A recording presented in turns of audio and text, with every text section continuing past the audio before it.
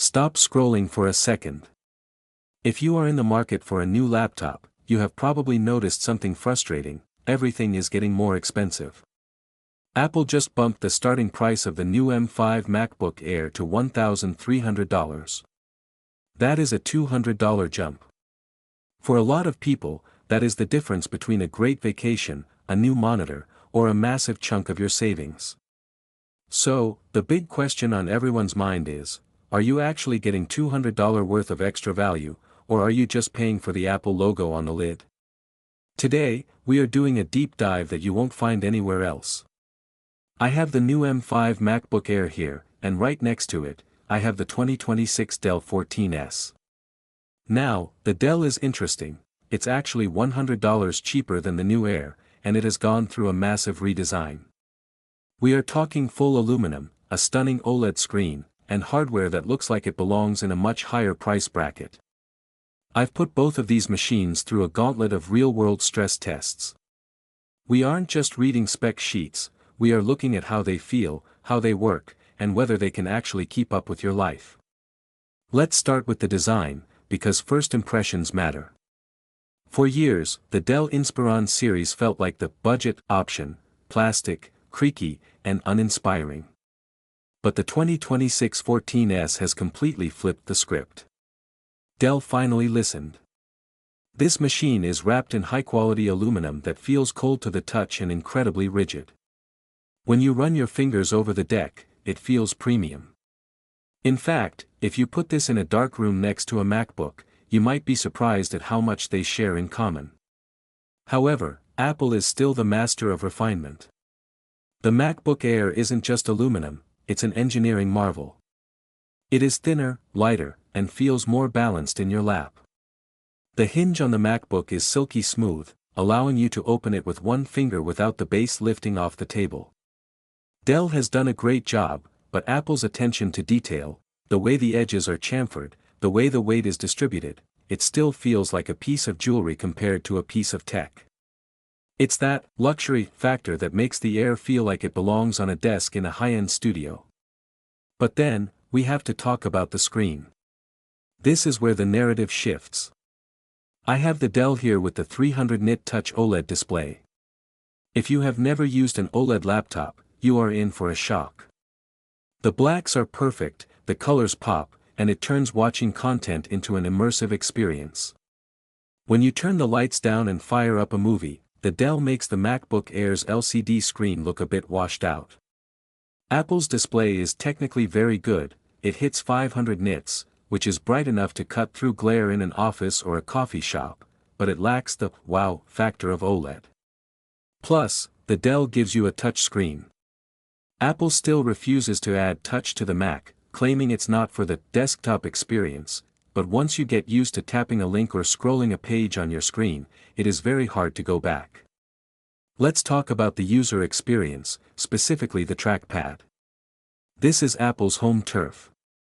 The Magic Trackpad on the M5 Air is, quite simply, the best in the world. It's a haptic glass surface that feels the same whether you click in the center or the very top corner. There are no moving parts, just a satisfying vibration that tricks your brain into thinking it's a physical click. The Dell 14S, while great, uses a traditional diving board trackpad. If you click near the top, it's stiff. It's a minor annoyance, but when you are using your laptop for 8 hours a day, those tiny annoyances add up. It's these small details where Apple justifies that price tag. And what about connectivity? If you are tired of living the dongle life, the Dell 14S feels like a breath of fresh air. You get 2 Thunderbolt 4 ports, 2 legacy USB-A ports, and a full-size HDMI port. You can walk into a meeting room, plug in your project, and be done. With the MacBook Air, you are limited. You have 2 Thunderbolt ports and MagSafe charging. If you want to connect to an HDMI projector or an old USB thumb drive, you are forced to buy an expensive hub. It is a massive win for Dell here, and it makes the machine feel like a more practical workhorse for people who aren't living entirely in the cloud. Now, let's get into the heart of the matter: performance. This is where the M5 chip flexes its muscles. We ran Geekbench, and the numbers weren't even close. The M5 chip is roughly 58% faster in single-core performance than the Intel Panther Lake Ultra 7 in the Dell. When we did web browsing tests, the MacBook was 65% faster.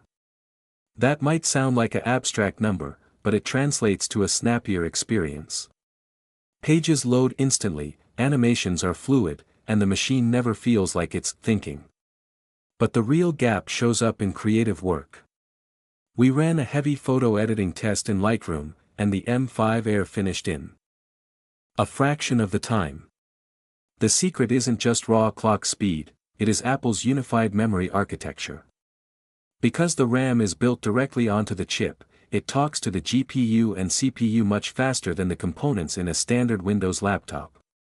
We did an AI-powered denoise test, a task that pushes most laptops to their limits, and the MacBook finished in 17 seconds, while the Dell took over a minute. That is a massive difference if you are a photographer or a video editor. You are literally saving hours of your life every single month just by choosing the right hardware. Even in video rendering, the M5 Air proves it doesn't need a fan to outperform machines twice its size. Blender rendering was more than twice as fast on the M5. The machine stays cool, it stays quiet, and it keeps performing. While the Intel chip in the Dell is great for specific AI tasks, where its NPU is very competitive, for general power usage, the M5 is in a different league. But what about battery life? You would think a machine as fast as the M5 Air would burn through battery, but it is actually the opposite.